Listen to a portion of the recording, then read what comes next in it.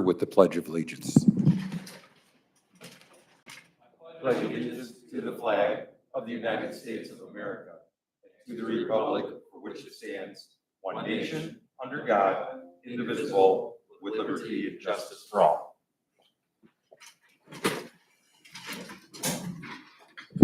Council, I had a little discussion with a couple council members, and is there any objection to, in the absence of the president of council, Mr. Reeves, serving as tonight's president pro tem? Hearing none. Mr. Reeves, the chair is yours.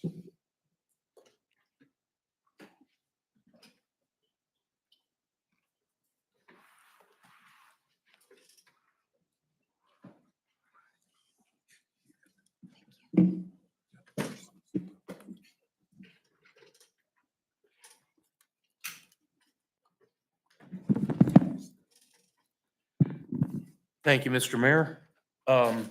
With this being a committee of the whole, there's no requirement for attendance by council people, but noted there's 6 of us here, or 5 of us here. Also at tonight's meeting, Mayor Michael Safarian, City Administrator Joe Major, our Clerk of Council Josette Snyder, Law Director Melissa Popora, Public Service Director Paul Roman, Assistant Chief of Police Ryan Spangler, Fire Chief Clayton O'Brien, Assistant Chief Mark Mullins, Finance Director Nick Roman, and Building and Zoning Commissioner Stephen Schrake. First thing up is persons of delegation, and first up is Mr. Lambrick. Tom, if you would name and address, please, for the record. Tom Lambrick, 5238 Seaman Road. The good thing is it's not about Grasser Street. I have a small issue. The city put up some lights on the west side of the building, security lights. They are extremely bright, ridiculously bright, like you're calling the mothership home or something. I mean, it's ridiculous. I talked to Joe about it. And I mean, I can't believe nobody from Eden Park has called and complained, because it shines on those houses. It shines right in the back of those houses. And it's insane. The ordinance, you have an ordinance 54117 excessive lighting, which basically states any lights used to illuminate a parking area, structure, or yard area, whether residential or commercial, which annoy or disturb the comfort or repose of others within the limits of the city, shall be arranged or as to reflect the light away from the adjoining properties. I understand the need for safety, for the lights, for safety and for security. But if you could move those lights and shine them more to the south, away from the residents, it would probably be a lot better. Then you just catch the glow of the lights from the outside instead of the direct. I mean, you walk around the back of my bar and you look, and you can't even stare into them. They're so bright. So I'm just hoping that something can be done. I mean, either shut them off for now and redirect them. You know, I don't know. Mr. Lambrick, I will Mr. President. send it to, Mr. Major.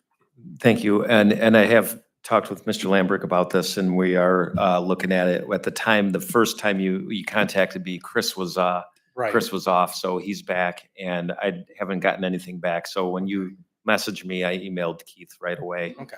And let him know that to take a look at it, and I haven't heard back. And like from I him said, yet, I'm not so opposed to definitely. the lights being there. Just the way they're shining, it's just. Yeah, and you showed me the picture too. Yeah, and it's really. I mean, I took a picture at looks midnight, pretty bright. and you thought you would think it was dusk. That's how bright the light is. So, all right, Okay. thank you guys very much. Thank you, Mr. Lambrick. Next up is Mr. Jim Ellerbush. Jim, if you would, please just state your name and address for the record. Jim Ellerbush, 39 Cedarwood. Thank you for your time. I'd like to talk a little bit about proposed ordinance 107, 2024. Just a few short weeks ago, we were in here and for a committee meeting that put on by Councilwoman Pauloff. And she was begging for answers on how we could finance the hiring of additional firefighters.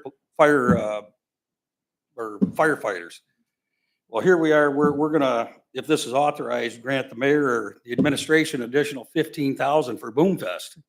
I think that's reckless if we can't hire firefighters.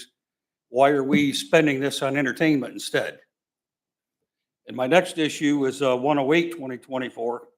Now, this Kmart property's been an issue with me for many years. And tonight, we want to get a bond levy out there for $4.5 million. Can we get the developer to a legal commitment that he's going to pay for this, not stick to taxpayers with additional $4.5 million on this? Thank you. Mr. President. Thank you. Yes, Mr. Mayor. I'd like to address the $15,000 because we have a commitment from the city and where council authorized $60,000. No other money, no other taxpayers' money is involved in that $15,000. That's all through donations. Anytime the donations are received by the city, we have to have it appropriated, otherwise we can't spend it. So that is not tax money. Only 60,000 of it is. It would bring that total appropriations to $105,000, which would be $45,000 in donations and $60,000 in the city's contribution. So there's no way. If we didn't approve that, we would not be able to use the donations that business and industries have committed to donate to the city. Yeah, it is absolutely. I actually hope to raise more than the $45,000, and we'll just build it into that fund for next year because it was so long time coming to get the funds appropriated that it made it real difficult for me to assemble all these things at the last minute. That's how we got kind of didn't have the ability to hold Boomfest at Oakshade Grove, because by the time I was able to start making commitments to a stage, sound people, a headliner, their days were already taken by other people. So that's why it ended up scrambling to find a place to host Boomfest, because we didn't have a possible venue over at Oakshade. They had committed all the days already. Yeah. All right. That and very good. Thank you. Okay, we'll start with our items for consideration. Item 101 of 2024 is presented by Mayor Michael Safarian and Building and Zoning Commissioner Stephen Schrake. Mr. President, We'll go right to Mr. Schrake. Yes, Mr. Schrake. this particular issue, we currently have a moratorium on hazardous fencing, and this is completing that moratorium into a codified section in the code. Currently, our fence section does not address hazardous fencing and would permit it to be used essentially anywhere. So this would complete that, as well as align it more with other sections of the code that deal with fencing. Council, any questions? Hearing none. Council, what's your pleasure on item 101 of 2024? Mr. President. Yes, Mr. Wallen's Thank you, Mr. President. Mr. President, I make a motion to move item number 101 of 2024 to next week's regular meeting agenda. Thank you. Second. Thank you. The motion was made by Councilman Wallensack and second by Mr. Salander. Any question or any objections? Hearing none, it is moved forward to next week's regular meeting. Mr. Schrake, just go to Mr. Schrake with 102. Mr. Schrake, if you would like to item 102 of 2024. Mr. President, Thank you. This item is to redefine group home. Back in the 1980s, group home was defined very narrowly to mental retardation and developmentally disabled persons. This rewrites that to align with the state's definition of group homes, which includes social rehabilitation, substance abuse, or mental health problems that contains a group housing arrangement. The state has recognized that there are many more types of group homes that have been developed over the years, and so this addresses that and aligns it with the state code. Thank you. Anything else from the administration? Council, what's your pleasure, or any objections? Mr. President, I just had a question.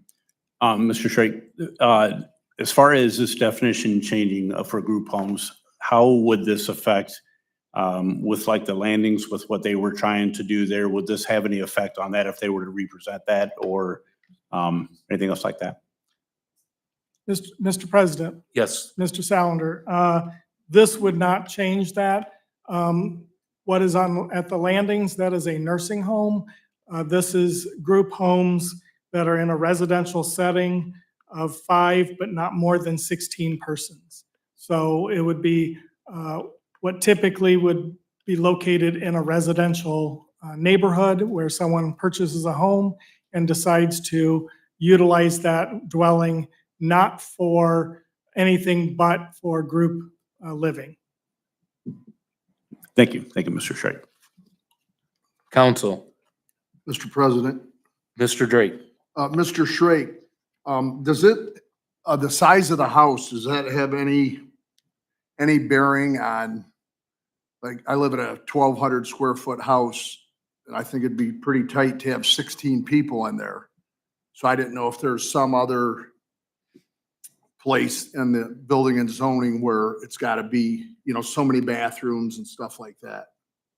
Mr. President, Mr. Drake, this is specifically defined as it is with the state Ohio Building Code, and they've addressed it not based on size, but based on number of bedrooms that would be permitted. So that is why there's a range between 5 and 16. They would have to go for a change of use through the Ohio Building Code, and that would then limit, based on the number of bedrooms available, how many people they could have in the group home. Okay, thank you. Thank you, Mr. Drake. Council? Mr. Reeves, can I ask a question? You sure can. Yeah, yes, Ms. Ackerman. Mr. Schrake, so by definition, then substance abuse and mental health could be addressed in a group home setting if this passes in residential areas? Mr. President, Ms. Ackerman, this would only apply. We have another legislation coming forward that will address where those can be located, but this is just the definition of group home. So this is just revising the definition. Okay, so if they convert a current nursing home to a group home facility, then they could come in under that with substance abuse or mental health care. Again, this limits to 16 persons, no more than 16 persons.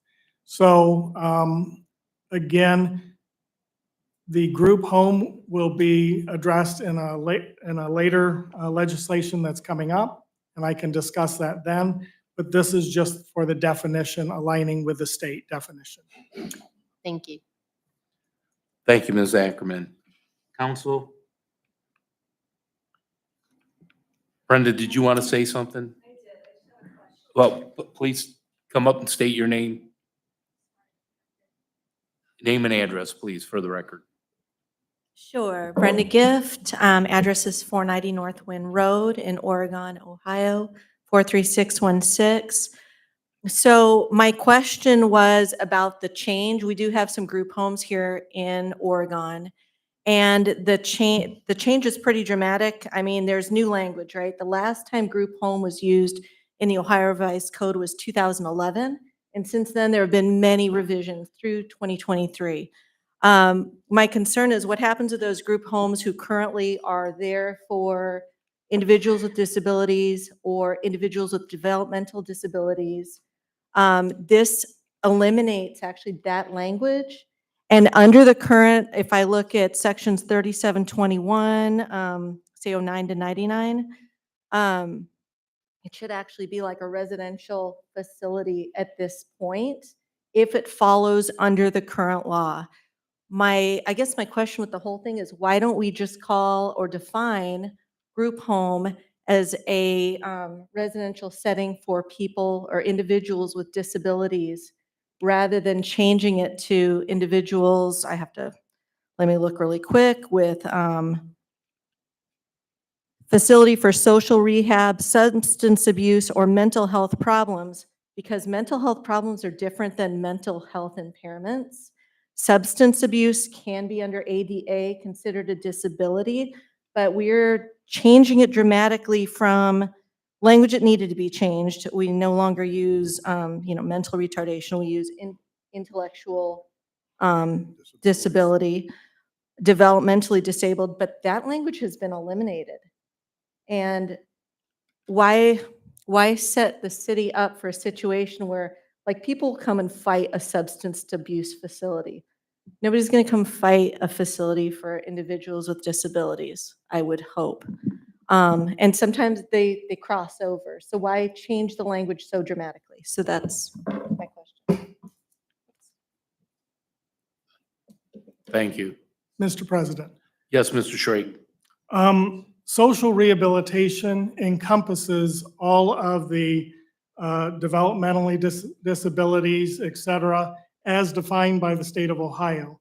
That term, social rehabilitation, is indicating where individuals are learning life skills, learning how to operate in a home and get a job, social rehabilitation. It is not, as you're, I think, thinking, related to any of the other substance abuse or mental health problems.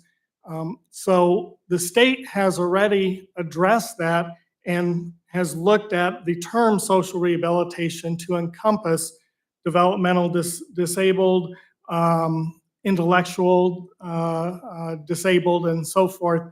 And so that falls under that category. This is exactly word for word the state's definition for group home. And so that is why we're putting that forward, is to align with the state.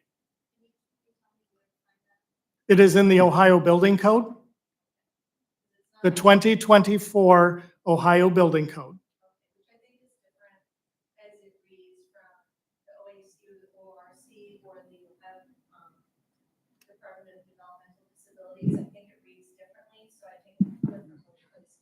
Mr. President.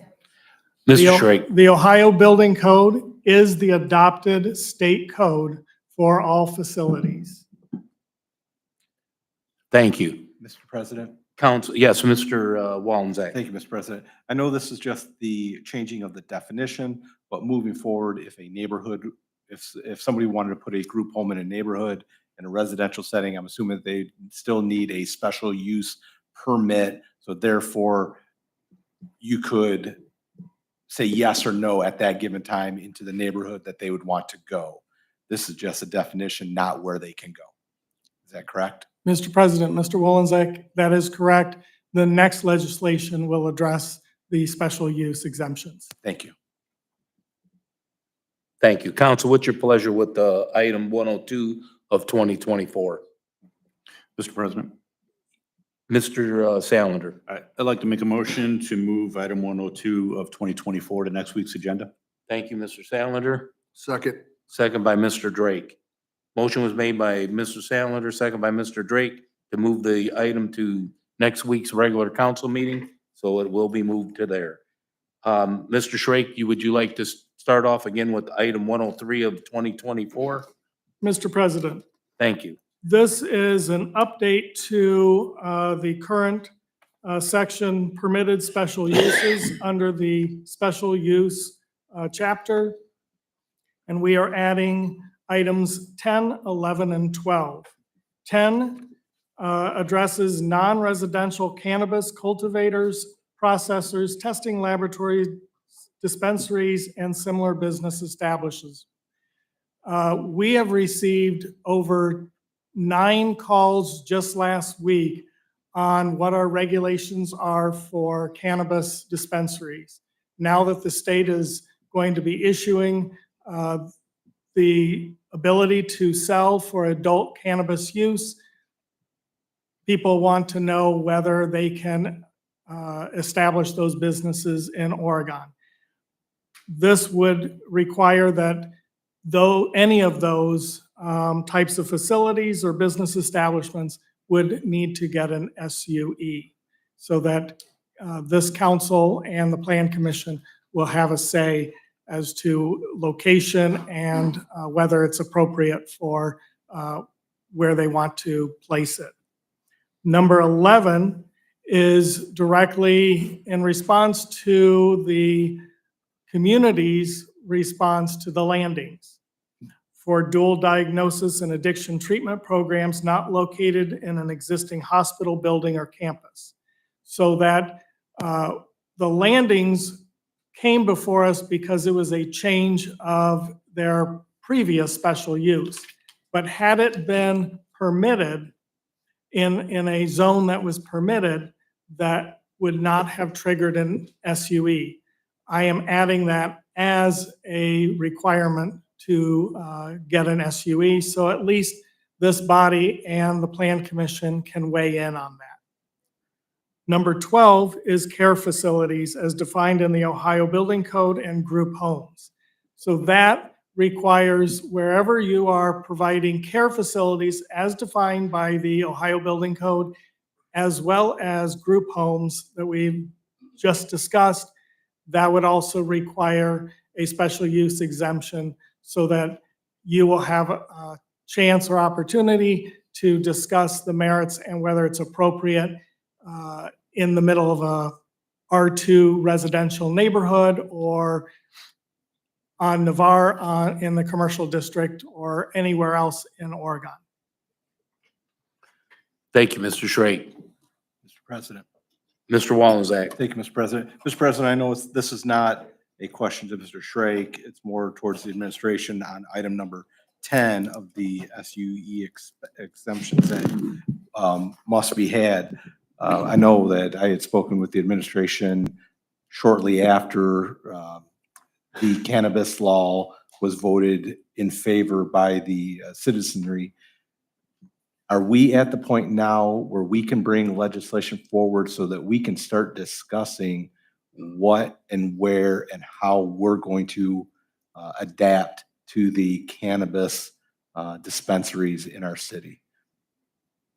And I know that's something that we're going to have to address quickly. I believe once the state turns the switch on for this, we have 120 days to establish something. So I hope that we are at the point where we can start discussing that.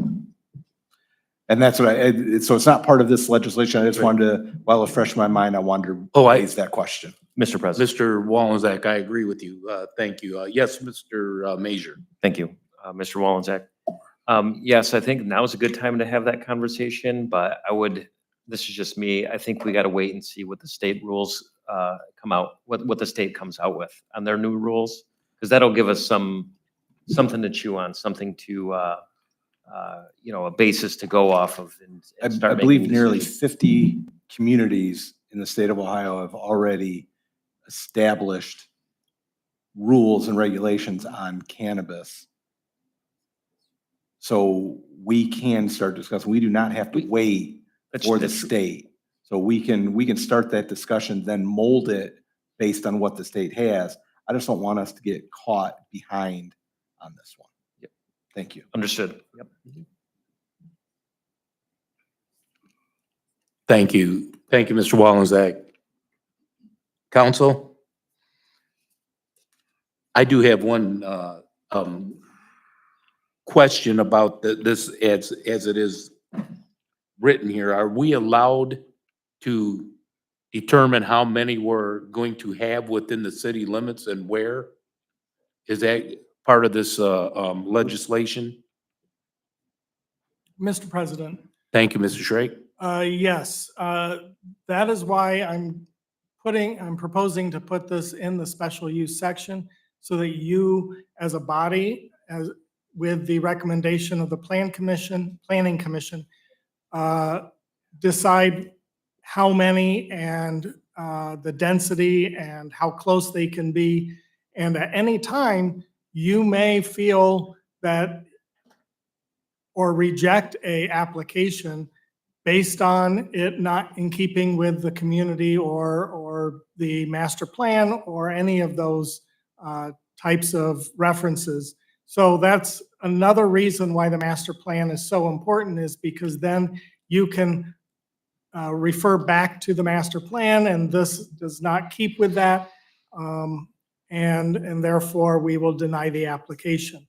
It is my understanding that this is kind of fluid yet, but the state is required to go ahead and move forward. And I believe that they were planning on moving forward this month, and that is why we're getting all these calls. I spoke with an attorney in Chicago who is in this space, and he had indicated that the Ohio draft, and that's all he could refer to, indicated a spacing limitation of 1 mile between dispensaries. They also indicated that they would give licenses to those that have an existing medical dispensary license. But then it would be up to each business establishment to determine exactly where. They weren't going to specify anything beyond that. So this was my attempt to at least put it in the code that you have to get a special use exemption. And then if we want to go further and have specific language to these dispensaries, then we can take a look at that. Thank you very much. Mr. President. Mr. Wallenstein. Thank you, Mr. President. Mr. President, a number of the communities that I referenced previously outright put a ban on them. So we can go, I'm not saying we do this, but you can go as far as putting a ban in your community that you will not host a dispensary in your community. You can do nothing all the way to banning them in your community. So there's a wide range of what you can do, and it's up to our body to determine how that is placed in our community. Thank you, Mr. Wallenstein.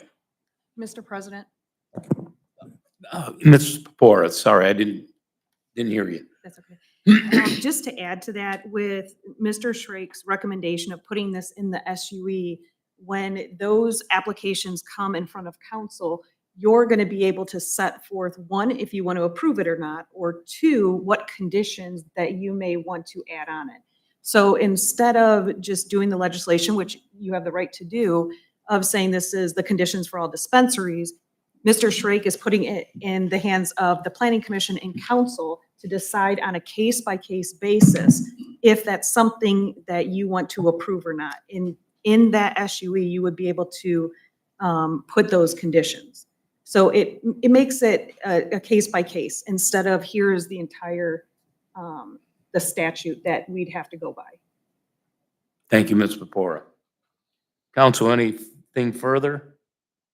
Mrs. Ackerman? Mr. President, I'd like to have a conversation, a broader conversation about whether our city prefers, I like the idea, you're being proactive about it, but the mile distance between versus like a district, like similar to like for SOBs and that.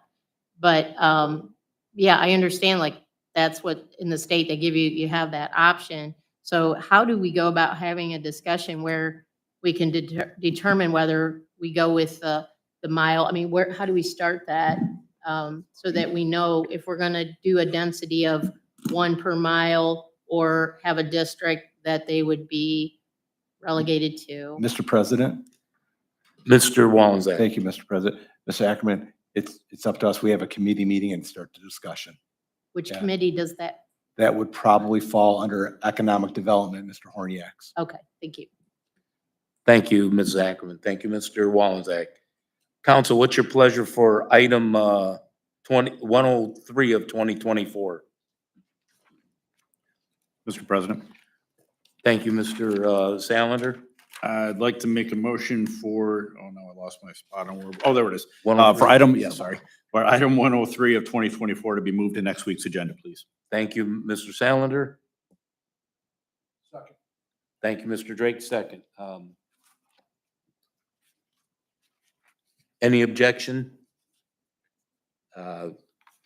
Item 103 of 2024 is moved to next week's regular meeting.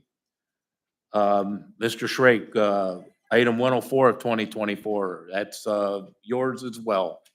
Mr. President, Thank you. the next two items are adding definitions that are not in our current zoning code. One, the one that is before you now is distances for spacing requirements. And that defines how that is determined, how it is calculated, and will become important when we just have these discussions about spacing for whether it is car washes or other items. When we establish any spacing, we have to have a definition of how that's calculated, and that's what this section will be adding. Thank you, Mr. Schrake. Anything further from the administration? Council? Hearing none, what's your pleasure for item 104 of 2024? Mr. President? Mr. Salander. That's okay. I'd like to make a motion that moving item 104 of 2024 to next week's agenda. Thank you. Second. Second by Mr. Wallenzeck. The motion's been made by Mr. Salander, second by Mr. Wallenzeck, to move this item to next week's regular meeting. Any objections? Hearing none, item 104 is moved to next week's regular meeting. Mr. Schrake, 105 of 2024. Mr. President, this is the final item that I will be bringing forward with the mayor. This is a definition, adding a definition of temporary structure in our definitions of the zoning code. Often it is confusing as to what is temporary. This is in line with what the state determines as temporary structures, which is 180 calendar days. And then the structure must be removed for a period of time before it can be considered a temporary structure again. So this would be adding the definition. One change that I would like to bring forward since the printing of what you have before you is that it would be under 1103.925 instead of 921. That would allow for any new definitions to be added on either side of it. If we end it with a 1, then I'm kind of locked in and will not be able to add another definition if it is necessary. Thank you, Mr. Schrake. Council, any questions? Okay, Council, what's your pleasure for item 105 of 2024? Mr. President. Mr. Wallenzeck. Thank you, Mr. President. Mr. President, I'd like to make a motion to move item number 105 of 2024 with the correction that Mr. Schrake put forward and move that to next week's regular meeting agenda. Thank you. Second. Second by Mr. Salander. Motion was made by Mr. Wallenzeck with the corrections being made. Second by Mr. Salander. Any objections? Hearing none, item, Mayor, item 105 of 2024 has been moved to next week's regular meeting. Up next is item 106. It's presented by the Mayor, Michael J. Safarian, and Finance Director Nick Roman. Thank you, Go Mr. right to President. Mr. Roman. Yeah, these next two items are both, would authorize us to make supplemental appropriations. This first one is mainly for personnel. So there would be, we had a couple positions that we did not budget for. One of those would be the Josette Snyder's position that we ended up needing to fill. Another one was in the law department. And those are unexpected positions that we didn't have. And then the last one is for 3 additional firefighters that we've talked about at previous meetings. This would appropriate money for 3 firefighters for September until the end of the year, which is about expected when we will hopefully be hiring those additional 3. There's another item for nuisance abatements. We would like to appropriate 20,000. We've had quite a few nuisances that have popped up, and we did not have anything in the budget at the start of the year. So we would like to appropriate 20,000 there. And then the last one is using the last of the ARPA funds. When we were in the budget, we were not 100% sure how much we would use to the end of the year. So we were a little bit conservative on that and did not use the last $10,112. So right now we are just asking to authorize those appropriations to spend the rest of those funds. Thank you, Mr. Roman. Council. Council, what's your pleasure with the items? Did you, both of them, 106 and? Just 106. Just 106? Mr. President. Mr. Wallenczak. Thank you, Mr. President. Mr. President, I make motion to move item number 106 of 2024 to next week's regular meeting agenda. Thank you. Second. Thank you, Mr. Salander. Motion was made by Mr. Wallenczak, second by Mr. Salander, to move this item to next week's regular meeting. Any objections? Hearing none, item 106 will be moved to next week's regular meeting. Mr. Roman, 107 of. Let me start with that and then. Okay, Mr. Mayor. Great. All right, Council, it's already been brought up by Mr. Ellerbush about the 15,000 additional dollars appropriated. At the budget, council authorized a $60,000 funds to fund Boom Fest from city dollars, but appropriated 90, and the other 30 were through contributions. We believe at this point in time, we have already secured those $30,000 in commitments from business and industry. We have other businesses that are proceeding to make commitments to donate money to Boom Fest. Mr. Roman and I have gone through the expenditures we expect this year, and we were coming up at somewhere around $100,000. Therefore, asking for the 15,000. Even though we ask for 15, if we don't collect that, we're not going to go for any more money, which it's just whatever we collect, we will put in that fund. We may collect more than $15,000. We'll build that fund and hope to use next year, or if there's other additions that we could add this year to activities at Boom Fest, we may choose to do that. Ironically, many of you may have seen a letter to the editor addressing things about Boom Fest, which was timely, and I'm kind of glad it was there because maybe people believed that some of this stuff was true. In essence, nothing is true in this article, because we said we have $85,000 of taxpayers' money allocated, which we have 60,000. We never approved another dollar other than contribution money. The fact that we were disallowed to host the event at Oakshade Grove because something nasty happened or whatever it implies. I don't know what that would be, but I worked very hard to try to get the event to take place there.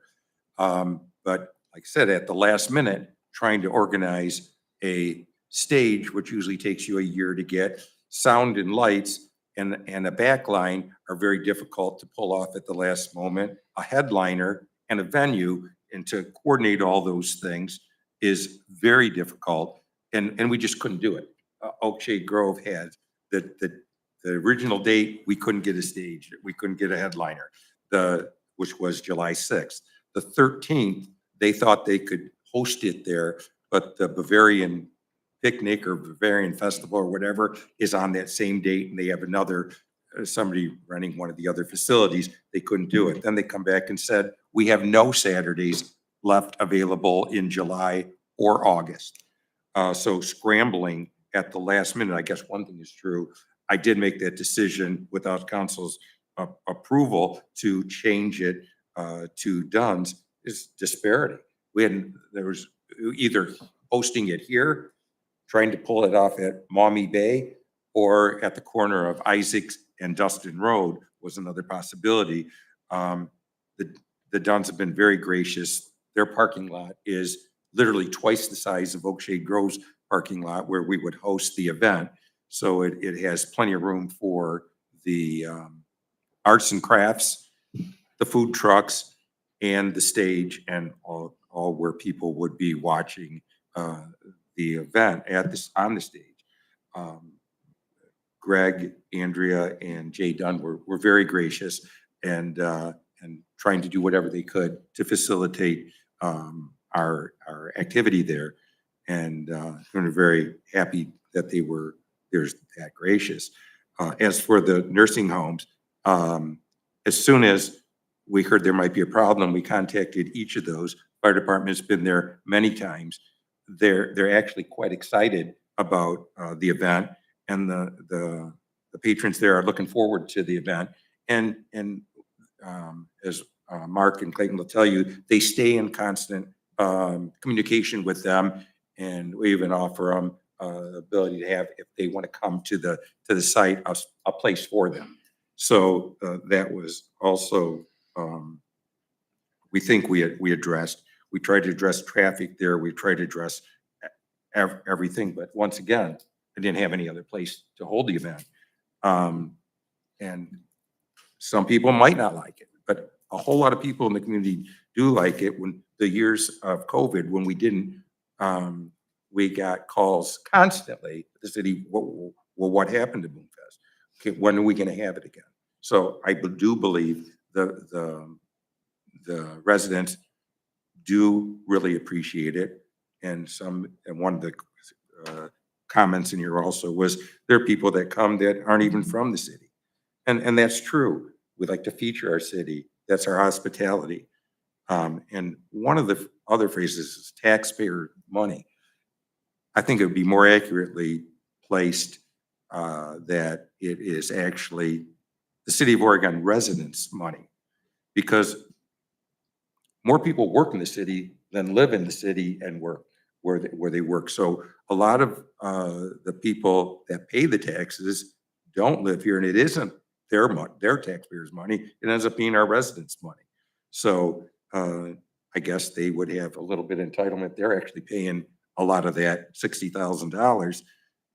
But if you translate the contribution to 20,000 people, and if it is actually the residents of the City of Oregon's money, each of them, I guess, in essence, is contributing $3. Most of them, I don't think, mind that. So I'm asking to reappropriate this $15,000. It isn't taxpayer money, or it isn't residents' money. It would be contributions we get from business and industry. Nick may have things to add. Thank you. Mr. Roman? There's not a whole lot that I feel the need to add, other than that, just reiterating, yes, this is not approving any additional city general fund money. This is purely allowing us to spend any additional donations that come in. Thank you, Mr. Roman. Council, Mr. President, Ms. Ackerman?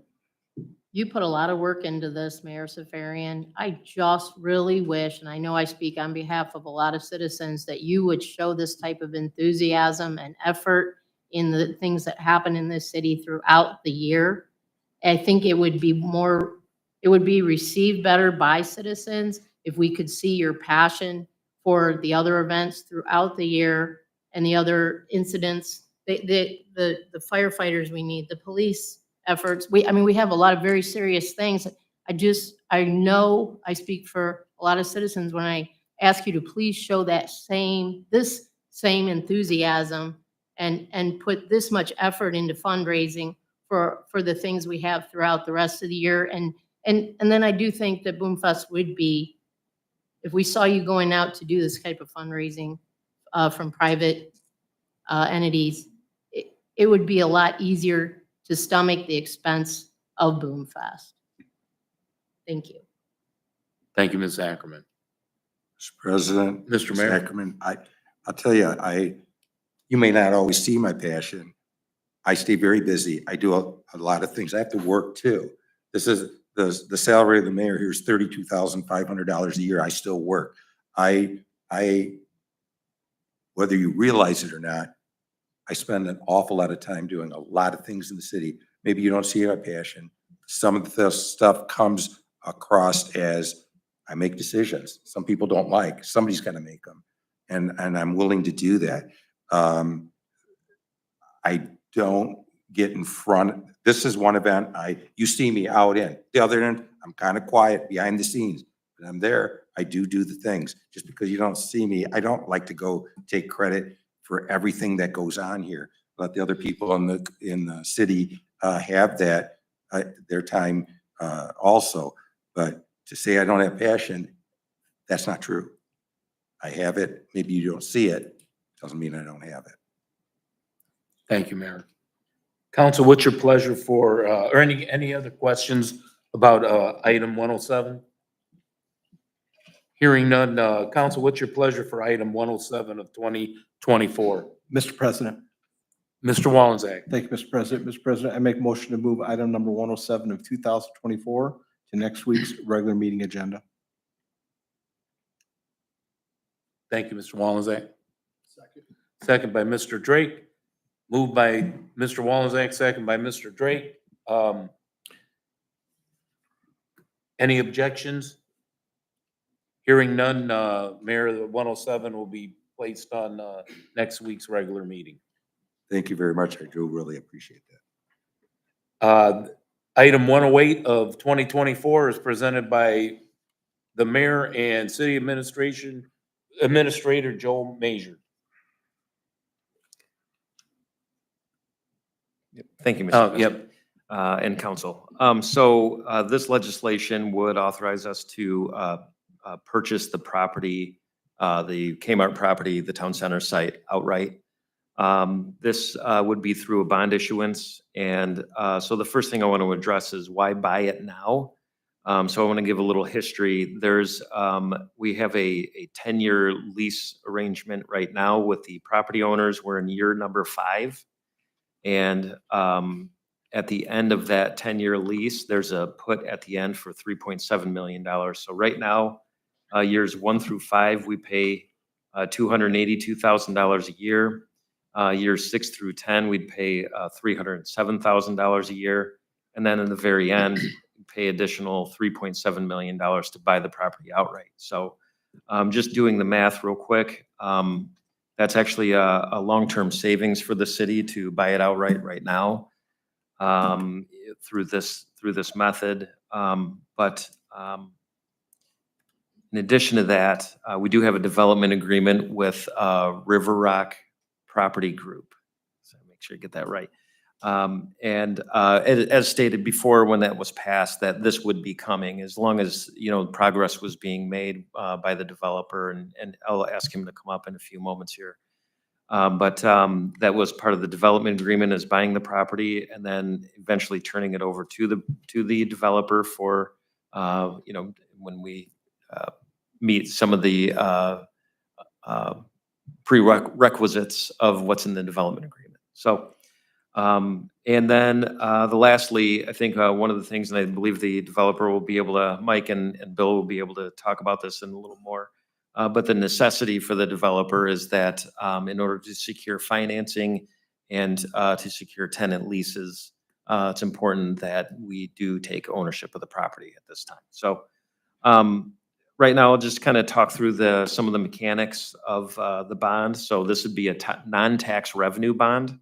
The difference would be non-tax revenue and general obligation bond.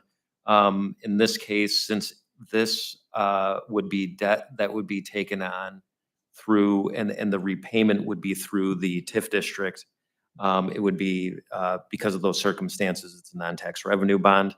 And just for reference, this does not affect our bond rating, but it is a marginal few basis points higher than what a general obligation bond would be. But again, a general obligation bond would affect our bond rating. So at this time, we're preparing an official statement, which is kind of like a statement of how our financial situation is right now. That'll go to the rating agency through S&P. And then with our municipal advisor and our bond agency that we use, they will put this out for a bid or a sale. And that's scheduled to be on August 22nd. So it does take time for these things to develop. So it's not going to, this ordinance wouldn't pass and then we'd take ownership of the property. It takes time to set this up for a sale. And basically the sale of that is to secure what lowest interest rate we can get through like a bid. It's like a bid process. And then hopefully we can set a closing for on the property for early September. The ask right now is for up to a maximum of $4.5 million. Not saying that it would be full $4.5 million, but right now what we owe at the time of the closing, we are expecting the amount to pay this off would be $4.27 million. So we don't anticipate going to the full $4.5 million, but that's what we're asking, is to give the little bit of space there. And really, we can only go bond for the exact amount anyway, because of there's nothing else for us to do with those bond proceeds other than to pay down debt service. We don't want to take on more debt service just to pay off that debt, if that makes sense. The only reason why we would do that is if we wanted to make a payment with the bond proceeds so that we wouldn't have to use either general fund money or other funds to pay that first payment. Because in the end, the goal is that we get a development on the property, the TIF is established, and the TIF proceeds go towards the repayment of this loan. So that's the goal. And Mike will be up here in a few moments to talk about the strategy and the plan that he has. And again, a long-term savings for the city by paying it off early. And the debt would be paid back by the TIF revenues eventually. So I think I'll pause there and see if anybody has any questions right now. And then if not, I'll ask Mr. Denman to come up and say a few words. Mayor? Yeah, I do have a couple of comments to make, because some of you weren't present when we made that purchase. And because there were some individuals that had said they were interested in purchasing the Kmart property and rehabbing the building, and they could buy it for less money than we had purchased it for.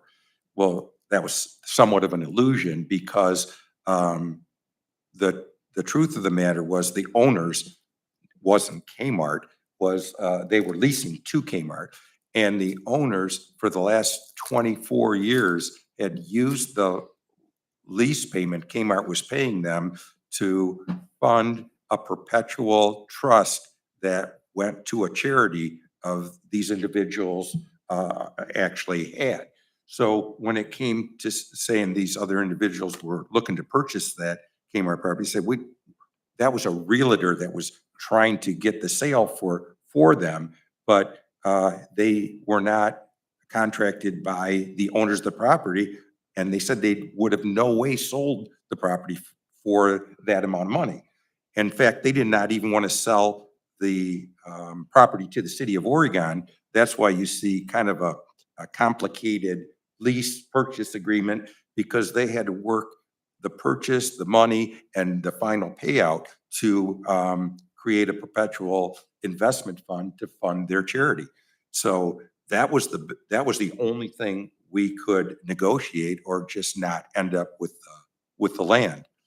Some people might have thought that was a good idea that we don't purchase it, but if we didn't, no matter how long it takes, we have the option to create a town center. Had we not acted, it would have somehow, somebody would either took over a lease and developed the Kmart site, and it would have been a development that we're accustomed to, strip type mall along Navarre Avenue, and we wanted better than that. Thank you. Thank you, Mayor. Mr. President. Mr. Wallenczak. Thank you, Mr. President.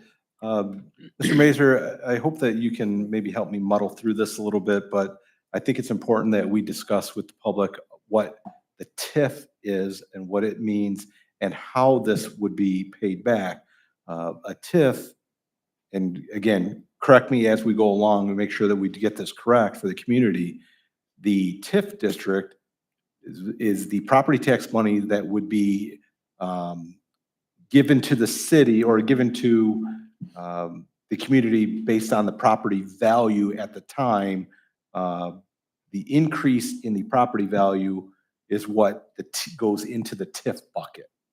The current value of the property still is maintained in the current form and split up amongst all the county taxes and the school district taxes. So a TIF is only the increased amount in value to the property. So therefore, when a developer develops that property and those new entities are built and established on that increased value goes into the TIF bucket, which would be split between the city and the school district. Normally we get no monies from a property tax, but in the TIF district, the city will get a portion of that, and that portion of that property tax will be the tax that's paying off this bond. That is correct. Yes. Thank you.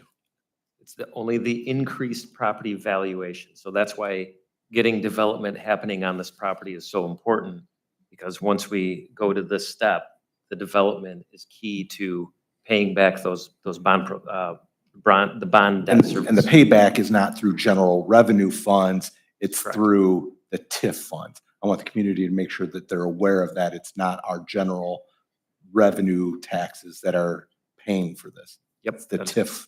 And setting up a TIF that's why it's so important to establish that TIF district. Yep. Thank you. for that. Yeah, that's important to reiterate that. And I did want to point out, I mean, details do matter in this. So we're basing this bond as a 30-year bond. And we're looking at just conservatively as a 4.68% interest rate. Do we get something lower than that? Hopefully, but that would be, that's kind of what we're basing the numbers off of right now. So. Mr. President, Mr. Mayor. just to add to the TIF deal, we actually get a little couple crumbs off of property tax, about 4% of 4.5% really of the property tax. But with the TIF and the TIF district, conservative estimates bring it at $50 million plus. So we did spend some money, but you're exactly correct. All the TIF money would be money we would not have got without the creation of this purchase and the TIF agreement. So we, in essence, over the period of the TIF time parameters, will be in excess of $50 million. And Mayor, with the TIF revenues as they come in, will those TIF revenues reimburse the city for the infrastructure put in for the roadway and the sewer work that was done and the back portion of that property? So therefore, Absolutely. we will start paying ourselves back for spending and putting in the road work and the infrastructure. We for got the- some of it back in sales, and then the And the rest rest- will come back through the TIF. Correct, Where thank you. In this world, not only would we pay back all that debt, but we'll have some to do some other improvements there also. Thank you. Mr. President, Council? Mr. President, Yep, Mr. Sandler. sorry. I just had one request, and I don't know if it's something we can do, but with the importance of what this ordinance is, with the amount of money that is going into it, and with all the details of all the inner workings and such, would it be possible to have a separate committee meeting just on this item, being that it is so important and detailed? Yeah, Mr. President. Absolutely. Yep. Mr. Major? Yep, I was just gonna say, yeah, absolutely. Anytime. We can- That we would, can that do would fall under my finance committee. I'm not sure, do we have a recreation committee meeting next week? No, No. I will not be here. I'm out of town. I'll schedule a finance committee meeting for next Monday prior to our regular meeting of council. Perfect. Thank you, Mr. Thank you, Mr. Wallenstein. Calendar. Thank you. Thank Thank you, Mr. President.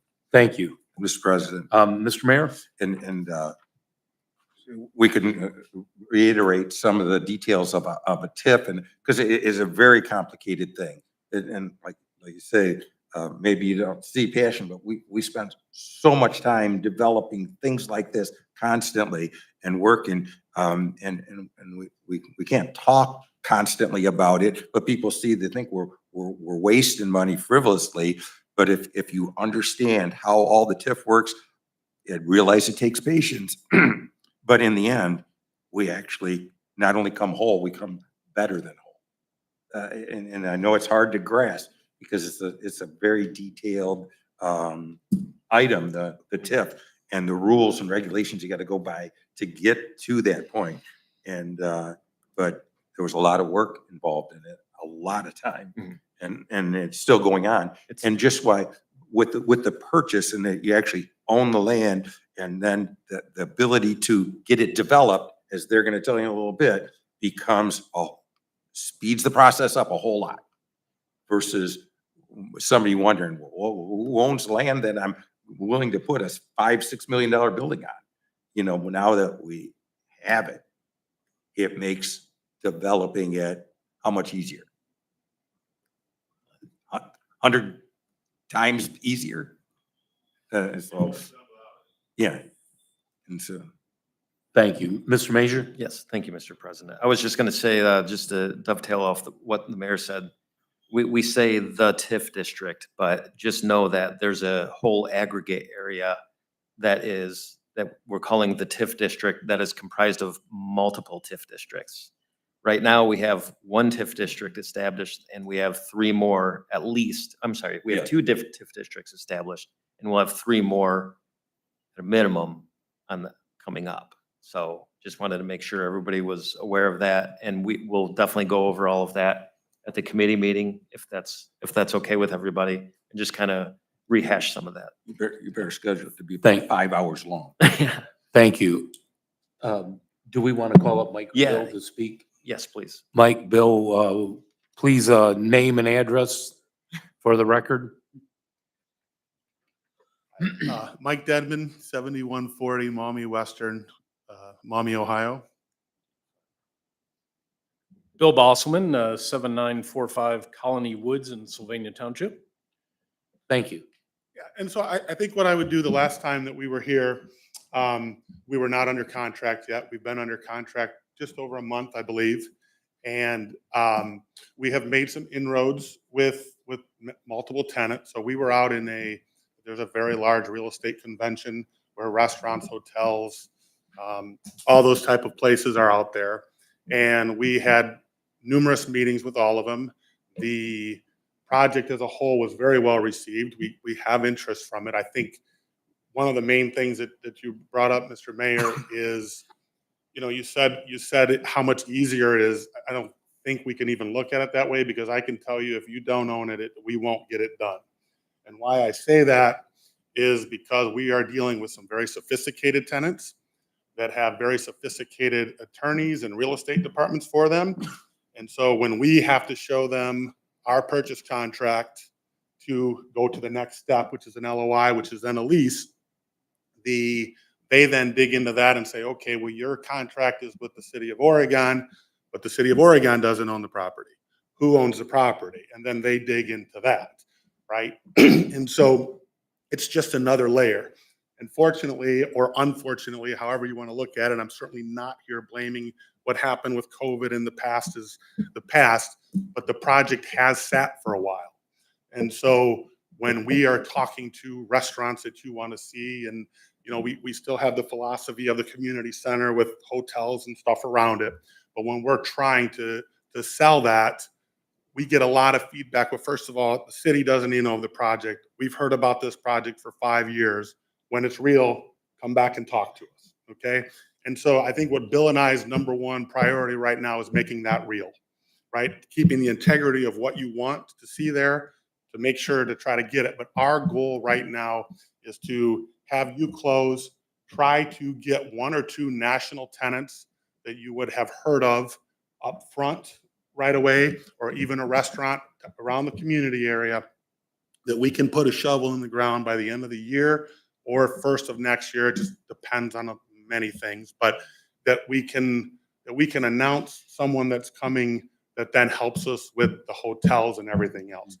We're just kind of at that stage. And again, it's only been a month, right? And it's the summer weeks. And so a lot of the real estate people on vacation the first month of June and all that. But our goal right now is to make this real. And this is, in my opinion, the first step to make it real. And so. Thank you. Bill? The only thing I would add, Mike is 100% correct, but what also happens, and I think communities fail to realize this sometimes, it's actually kind of a personal joke with me that I have people come to me from every community in Northwest Ohio, that city of Toledo, Sylvania, Oregon, you know, get us a Trader Joe's. I would love to get you a Trader Joe's. It would be awesome. And it's not that we can't support a Trader Joe's. We can, but we have to recognize that we are competing for a Trader Joe's. And you know, I use Trader Joe's as an example, but any national user, restaurant, retail, whatever, what have you, they set capital budgets and they say we're going to do 10 new stores in 2025 and 10 more in 2026, and they need to be working on their 2027s already to get it done in time. They're already planning those. And so say that's, you know, over 3 years, that's 30 stores across the entire country. And there's, I don't know how many thousands of Northwest Ohio's competing for those 30 stores. So you got to be shovel ready to get one. Otherwise, they can't afford to waste their time and then have it not happen. So it's just crucial to have control of the property, ownership of the property, to have a TIF district in place, to have, so they can see, yes, these folks are ready to go. They're not blowing smoke. And that's, I think, the challenge that previous developers have faced, and the one that I think we can overcome if we do this. Thanks.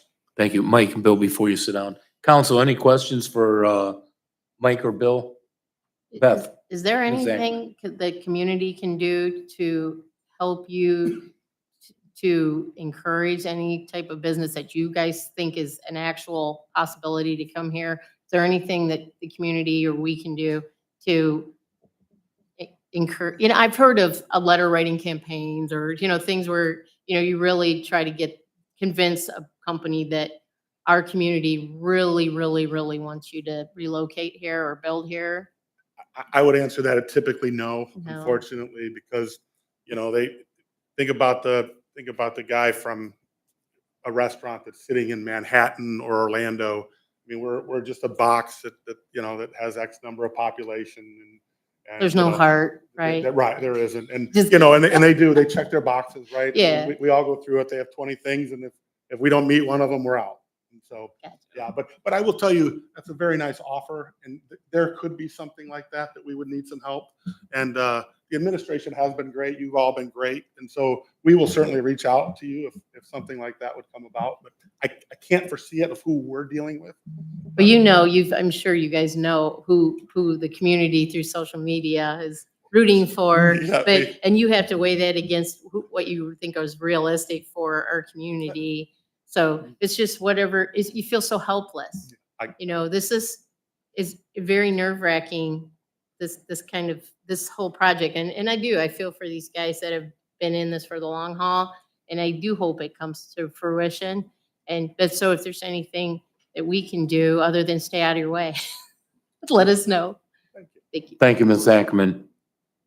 Mr. President. Mr. Mayor. Hearing that comment, one of the things I know is there's a lot of social media activity about this. And I'm sure positive social media is better than the negative that we tend to see. So I guess some of us could stimulate positive things in the comments versus a lot of the negatives. Yep, we look at them all and we Yeah. take them all into account. That we've saw some really good ideas in them and some that won't work, but. Yeah, I know people look, people do see those. Mr. President, Yes. I would just Ms. Ackerman. encourage everyone on council then, don't dangle carrots that you don't have. Because that's what the public grabs hold of. We're gonna get at this and we're gonna get at that. And we see years go by and it doesn't come to fruition. All you did was just torment us. And so that's where the negativity comes from. So that's why we want to see that corner turn and things go in a positive direction is all, I think that's for all of us, but it does stem from being misinformed in the past. Yeah, and in fairness sometimes too, though, right? You have one vision and then a COVID happens or the medical, the medical situation happens where, they're not building as many hospitals or doctor's offices and all that kind of stuff. So the plan from 4 or 5 years ago was, changed by a very large problem, right? So, but yes, you're right. Council, anything further? Thank you, Mike and Bill. Appreciate it. Mr. Ellerbush. These gentlemen apparently convinced the administration to get this bond. What is River Rock's skin in the game here? What, if things get ugly, what keeps them from walking away? Do they have money into this? I mean, I'm just curious. Please. Yeah. You can do it. We'll have probably $30, $40 million in it. So there's real cash. Thank you.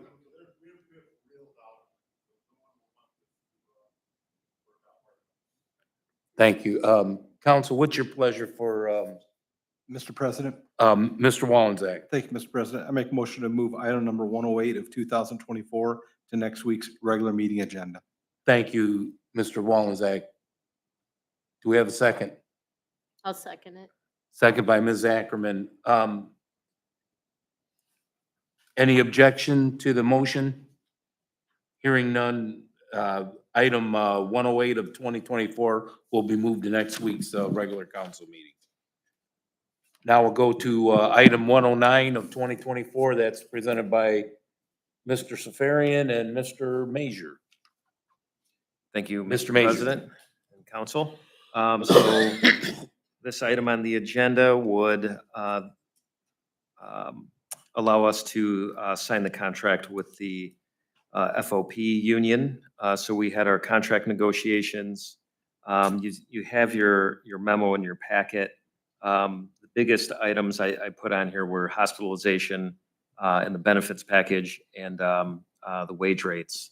So I first wanted to talk about the trends that we're seeing out in Ohio and around our local region. But a little bit of history here is that our wages for police were traditionally at the top of Northwest Ohio.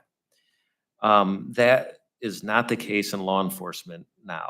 So we have been passed by a couple of communities. I believe Sylvania Township and Perrysburg were the two. And also what we're seeing in trends is that we're seeing larger increases in pay for law enforcement. So Perrysburg Township just had in their new contract had a 6%, 4%, 4%.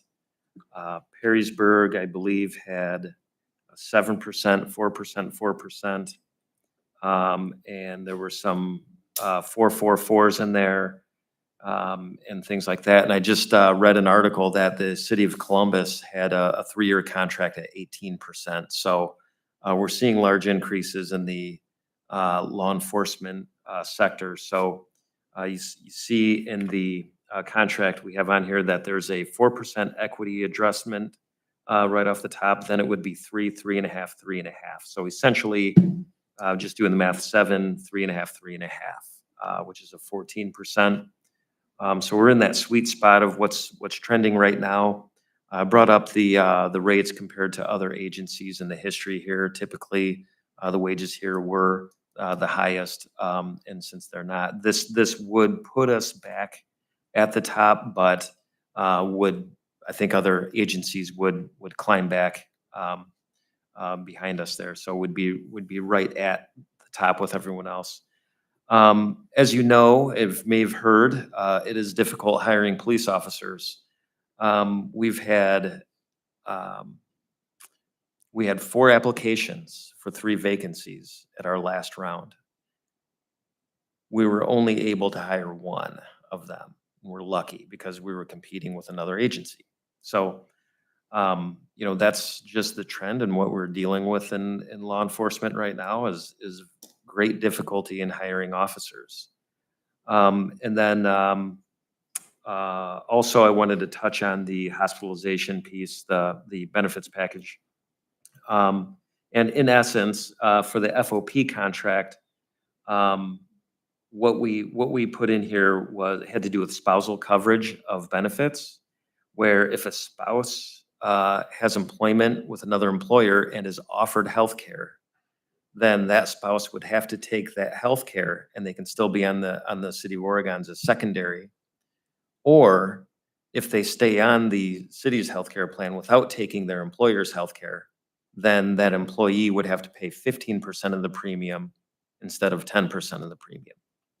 So right now, all employees pay 10% of the premium, then the employees would have to pay 15% of the premium.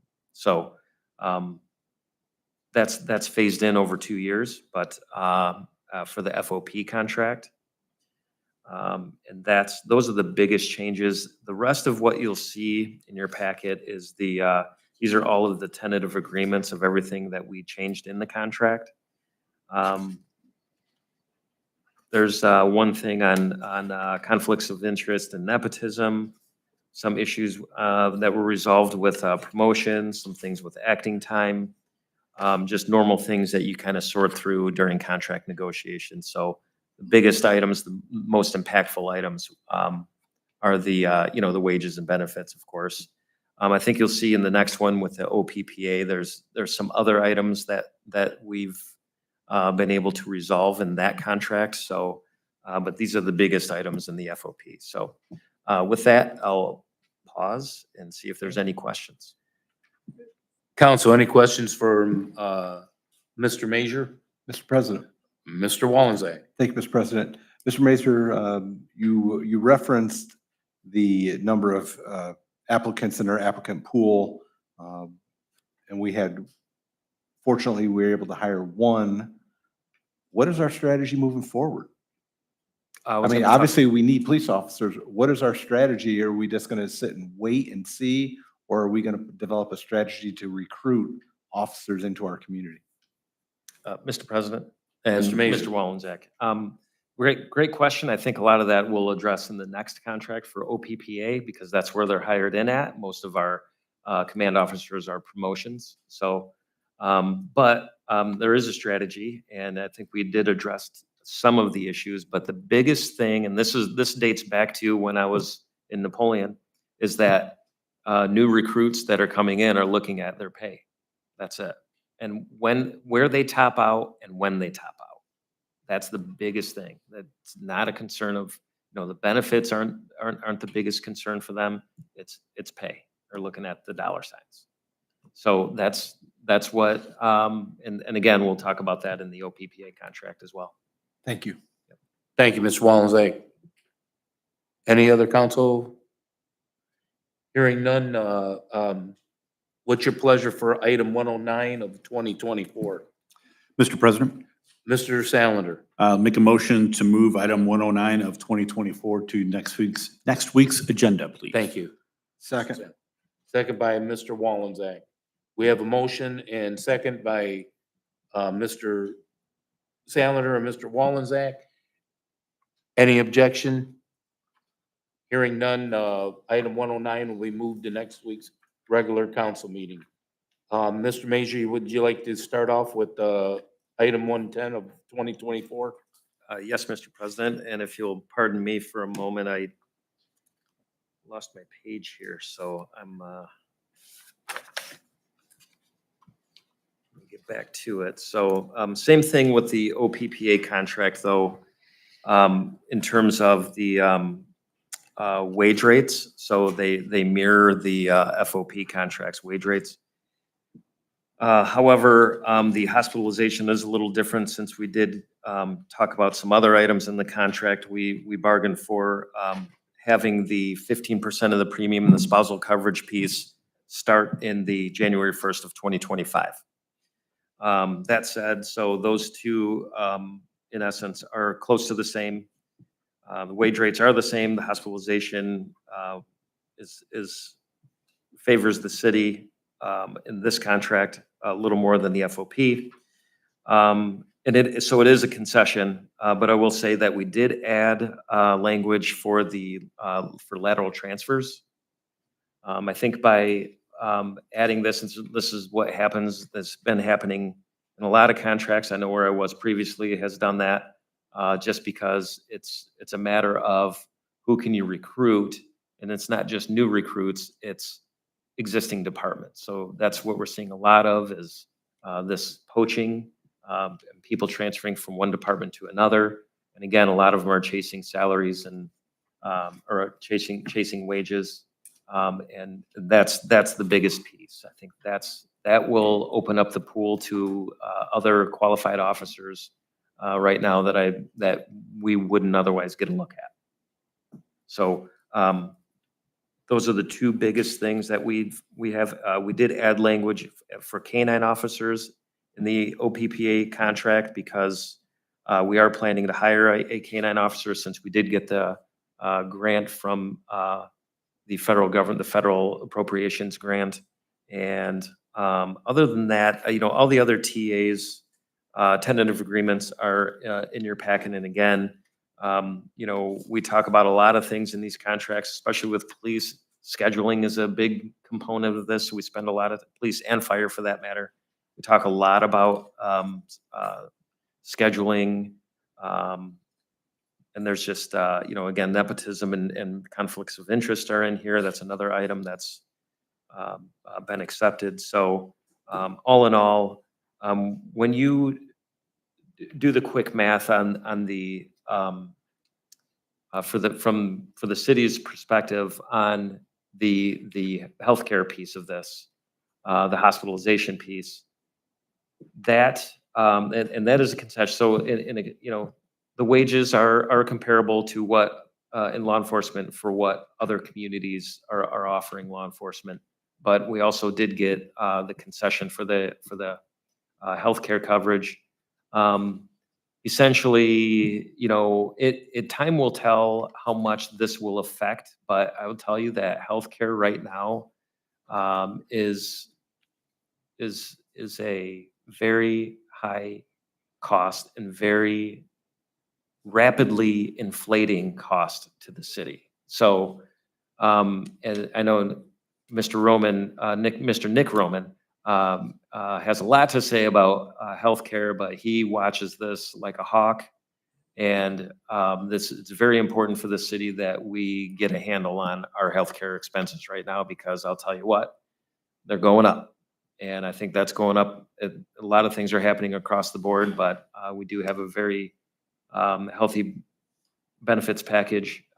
We talk about this all the time in Healthcare Cost Committee and other employers too. I'm sure everybody's heard this before, but if the spouse is working somewhere else and healthcare is offered, essentially the way a lot of people view it is the city is subsidizing the other employer by having that person on our healthcare plan. So, and that's why a lot of employers are going towards having the employees' spouses be on another healthcare plan if it's offered to them.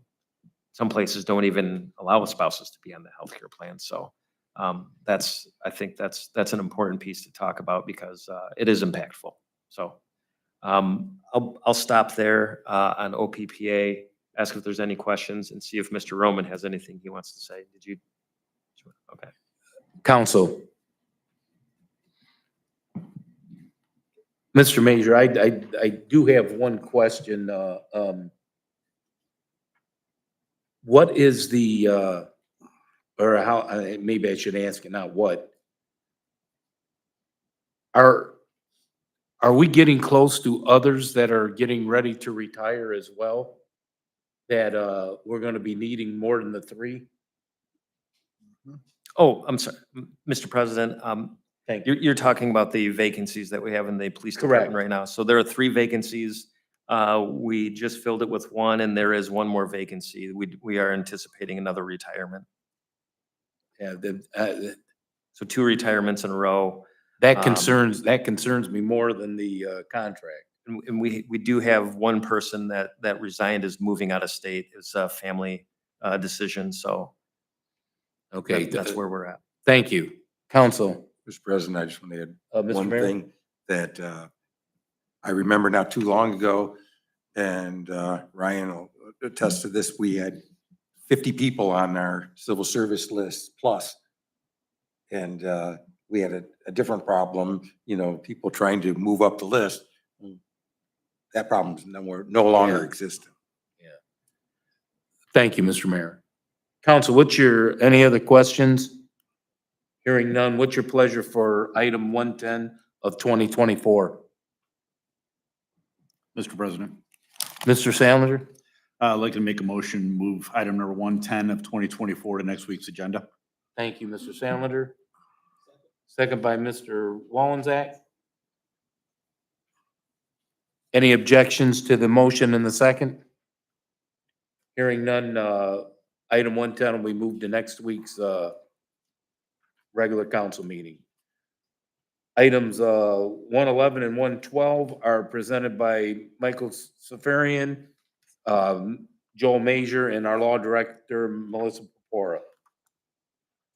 Go right to Melissa.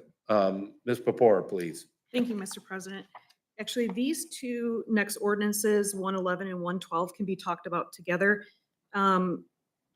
What these ordinances are is to enter into an agreement with Palmer Energy. They have been our consultant for natural gas and electricity. The city of Oregon has been a charter member, part of the NOAC community since 2022. This is a Northwest Ohio Aggregation Coalition. And what this does is it's an effort to try to save our consumers cost on their bills. Lucas County, most of the communities had joined NOAC to save money, and we in fact have been able to do so. It's been an estimated savings of 21 million on natural gas, and there's an estimated savings of 124 million on electric costs. So this agreement is basically saying we want to continue to be part of the NOAC community and also to continue to utilize Palmer as our natural gas and electric consulting service. If anyone has any questions, I'd be happy to answer them. Thank you, Ms. Pepora. Council? No questions. Hearing none, what's your pleasure for items 111 of 2024? And we can do them both together, correct? And then 112 of 2024. Mr. President? Ms. Ackerman? I make a motion to move item 111, 2024 to next week's agenda. And 112. And 112? Are you doing together? Okay. Thank you. Second. Second by Mr. Wallensack. Any objection? Hearing none, items 111 and 112 will be placed on next week's regular agenda. Items 113 is presented by the mayor and police chief Brandon Began, and in his absence, Chief Spangler. Yes, sir. So, Mr. President, this is our annual uniform and supplies contract that we have with Superior Uniforms. It's where we purchase all of our uniforms, our external vest carriers, as well as any of our duty belt gear, as well as our boots. This is our annual contract. It runs from July until June of 2025. It does show in the exhibit that there is a 3% increase from our current contract pricing, which is pretty standard for the current market. Be happy to answer any questions. Thank you, Chief. Council, Mr. President. Mr. Drake. Assistant Chief Spangler, when you say buy the boots, do they have like a dollar amount on how much they're allowed to spend, or they can just go in and buy a $10 pair or a $300 pair? So they're, Mr. President, Mr. Drake, they're allotted an annual allotment as total that encompasses all of their uniforms and their equipment. So not line item specific. So if an officer chose to have a $200 pair of boots versus another officer that chose to have a $50 pair of boots, their total overall allotment that they're given contractually every year doesn't change. So it's just where they choose to put their priority at. Okay, thank you. Thank you, Mr. Drake. Council, any other questions for Chief? Hearing none, what's your pleasure for item 113 of 2024? Mr. President, Yes, Mr. Salinger. I'd like to make a motion to move item 113 of 2024 to next week's agenda. Thank you. Second. Second by Mr. Wallenczak. We have a motion by Mr. Salinger, second by Mr. Wallenczak. Is there any objections? Hearing none, item 113 will be moved to next week's regular meeting. And our final item up tonight is presented by the Mayor and Public Service Director, Paul Roman. Go right to Mr. Roman. Thank you, Mr. President. This ordinance is needed to purchase water meters and registers for the Water Distribution Department. Buckeye State Pipe and Supply is now the sole distributor for Badger meters.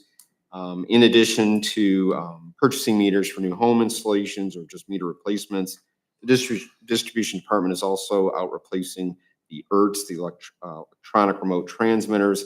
And in some cases, if the meter is a low profile meter, the meter and the register has to be replaced for the new ERT.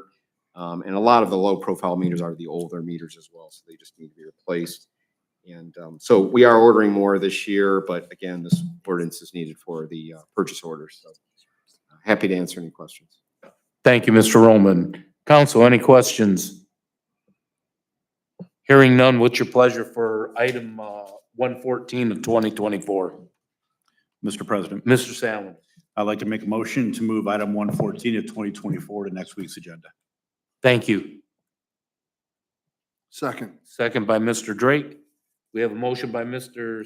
Salinger, second by Mr. Drake to move this to next week's agenda. Any objections? Hearing none, item 114 will be moved to next week's agenda. We'll go right to the mayor's report.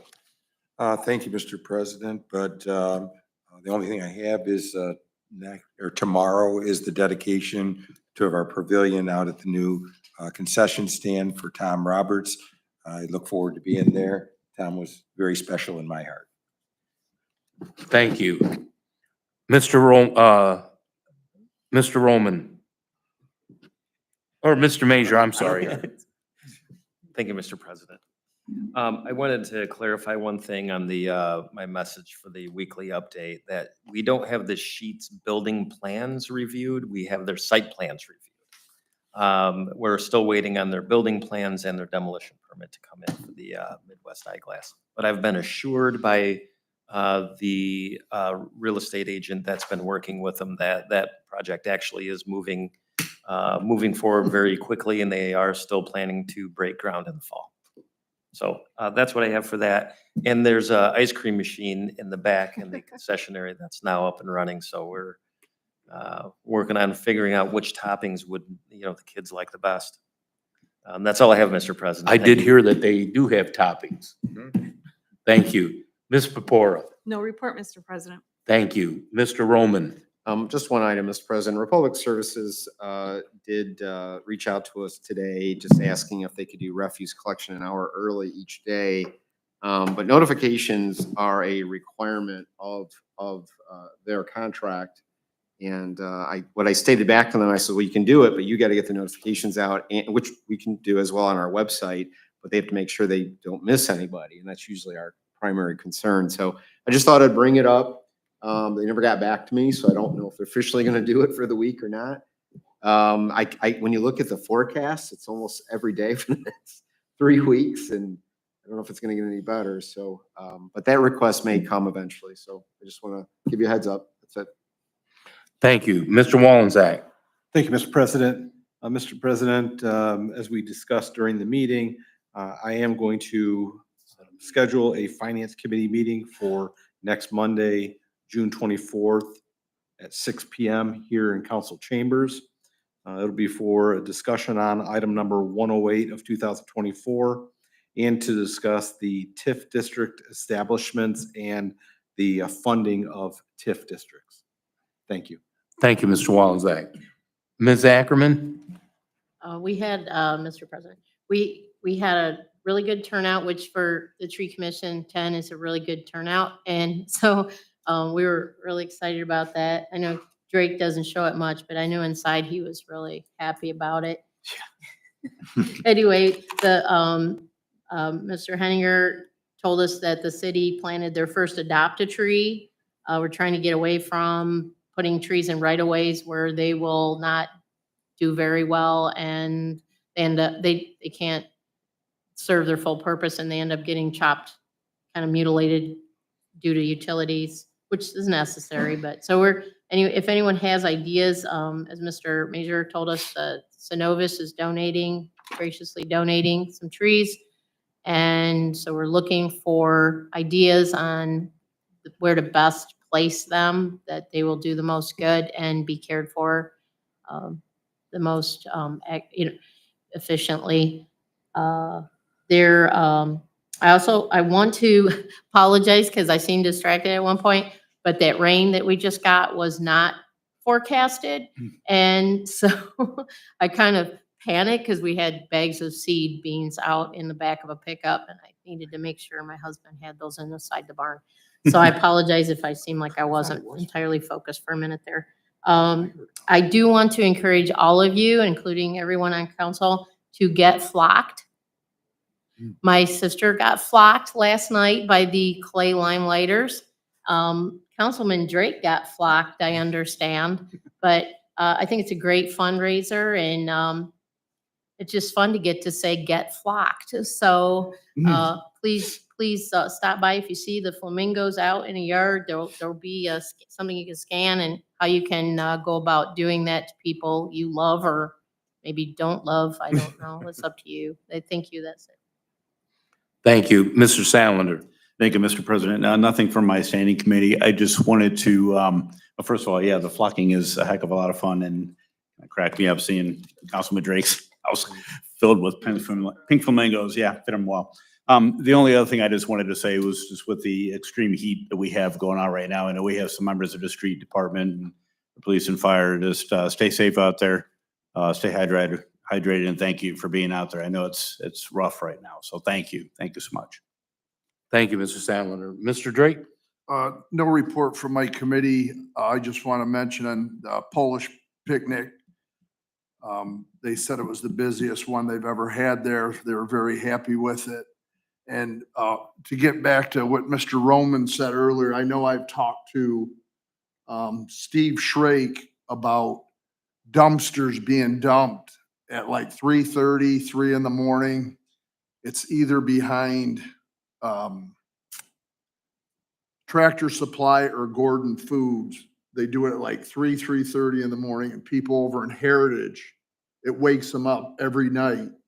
And I do know there's an ordinance for the noise decimal levels. One's for 6 a.m. You can't do it before, and the other's 7 a.m. You can't do it before that. And then there's another person that has called me at least 3 times where the Lucas County recycling bins are on the dead end. he lives across 280 and he said, you know, they'll just go from one to another. It's just bam, bam, bam. So, I mean, I can't run a chainsaw at 4 a.m. So, Mr. President, I can't speak for the private entities with their refuse collectors, but I did talk to Julie Riley with Lucas County District, told them about our noise ordinance, and they said they would stop doing that. So I don't know when's the last time you talked to them, but I know I had talked to her probably 2-3 weeks ago. So I don't know if it's happened since. If it has, let me know. Okay. All right, and also, I know Mr. Shrake isn't here, but I remember a few months back, there was a bunch of citizens here complaining about where the In-N-Out Mark is and the new Mexican restaurant. I went to Jacobs the other day and, I mean, there's potholes like this. It looks like you're on the moon somewhere. I mean, it's just, it's horrible. And what's sad is those business owners, you know, I bet you a lot of people probably don't go to them because they figure I'm not driving through there. And I'm sure they have nothing to do with it. I mean, if we can enforce people to mow their grass and allow 6 chickens and 6 rabbits in people's yards and keep it at that, I don't know how or why we don't enforce what businesses do. Thank you. Mr. President. Mr. Major? And Mr. Drake, we can enforce potholes. The issue with that parking lot in particular, and some of the others maybe, but that one I've driven through and I've looked at it, and they do patch, and you can see it through the whole parking lot. It is just patch after patch after patch. Every time there's a pothole, cite them for it, and then they patch it. And then they're in compliance. So unless there's a way to put together something that would be a little more robust than just allowing patching constantly. And the problem is water is the enemy especially for streets and potholes. So when water gets into the cracks and, you know, fills in and erodes the base away, I mean, even a patch will fall apart in no time. So that's what they're battling right now. So they just continue to patch it, and that brings them into compliance. So I'll follow up with Mr. Shrake and see where they're at on enforcing that. Thank you. Thank you. And I don't have well, I shouldn't say I don't. I have something from my standing committee just to reiterate what Mayor Safarian said about the dedication tomorrow. It's at 6:00. Correct. Out at the new pavilion there for the restroom concession stand. That's that area is gonna be named after Tom Roberts, and he was very dear and near to my heart too, or near and dear, I should say. He did an awful lot of things for the Oregon Rec, and this is something that's well deserved for him. So if you have a chance to come out tomorrow, please do so. With that being said, I'll accept the motion for adjournment. Mr. President, Mr. Sandler. I'd like to make a motion to adjourn. Thank you. Second by Mr. Wollenzak. We have so the meeting is adjourned. Thank you.